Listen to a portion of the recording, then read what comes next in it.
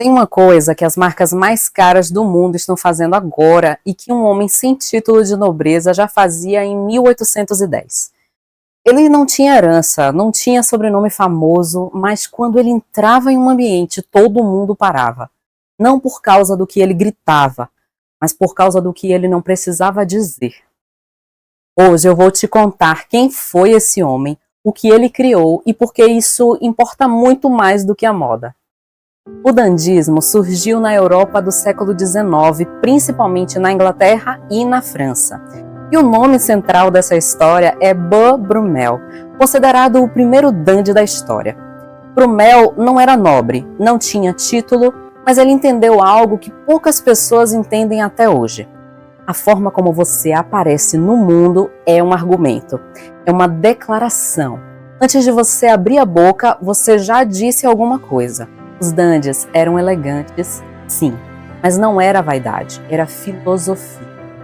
Intelectuais, escritores, pensadores, todos foram influenciados por esse movimento, porque o dandismo dizia uma coisa muito específica. Você pode se construir, você pode escolher quem você é, e essa escolha começa pelo que você decide colocar no mundo. Mas tem uma parte dessa história que quase ninguém conta, e que eu acho a mais interessante. O dandismo foi um ato político. O dandy vestia roupas da aristocracia sem ser aristocrata. Ele ocupava um espaço que não era dele. E ao fazer isso, ele questionava silenciosamente quem tem direito à elegância, quem tem direito à distinção, quem pode ocupar determinados espaços. A pesquisadora Ângela Oliveira, da UFMG, definiu mais ou menos assim: o dandy fazia de si mesmo uma obra de arte, não para agradar, mas para existir nos seus próprios termos. E olha que frase bonita, a elegância do dandy era uma alegoria da revolta. Ele não gritava, ele simplesmente aparecia, e isso já era suficiente para desestabilizar. Tudo bem, Atamires, interessante, mas isso foi lá em 1810. O que isso tem a ver comigo agora? Você está me perguntando? Tudo. Existe um fenômeno que domina o mundo da moda e do brand nos últimos anos. Chama luxo silencioso. E ele é exatamente o dandismo aplicado ao mercado do século XXI. Marcas como Loro Piana, Daewoo, Brunello Cucinelli. Você provavelmente não conhece os logos delas, porque elas não têm logo visual.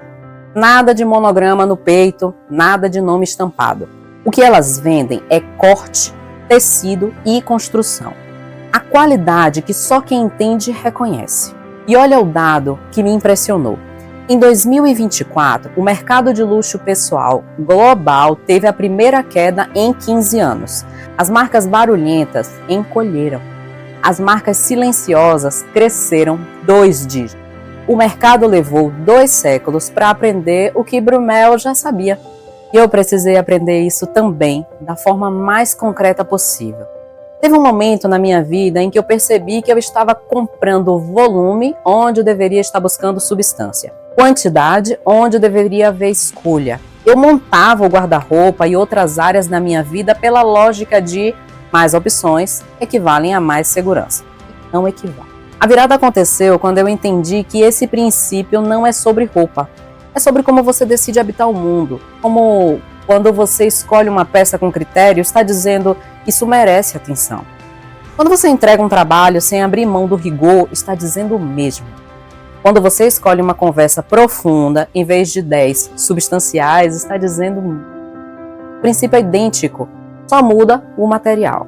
Qualidade não é padrão de consumo, é postura diante da existência. Pesquisas sobre comportamento do consumidor identificaram um padrão interessante e um pouco desconfortável. Quem prefere logos chamativos e visíveis tendem a ser o que os pesquisadores chamam de o recém-chegado. Parvenuf. Aquele que ainda precisa sinalizar para os outros onde chegou, porque ainda não tem certeza de que chegou. Quem já está consolidado não precisa disso. Não veste a marca para os outros, veste para si. E isso vai muito além da roupa.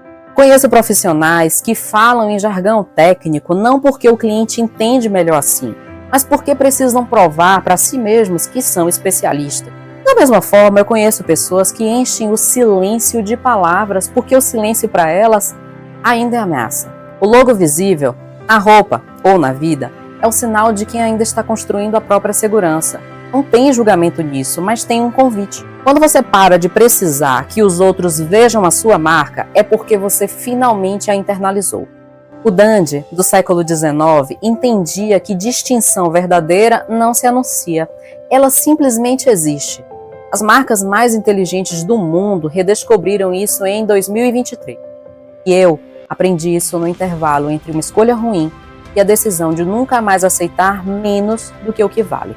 A pergunta que fica e que eu deixo para você pensar é essa: você ainda está preenchendo o silêncio ou já aprendeu a habitá-lo? Se esse vídeo fez sentido para você, eu escrevi um artigo muito mais profundo sobre isso no Direito ao Café. O link está na descrição. Nos vemos lá.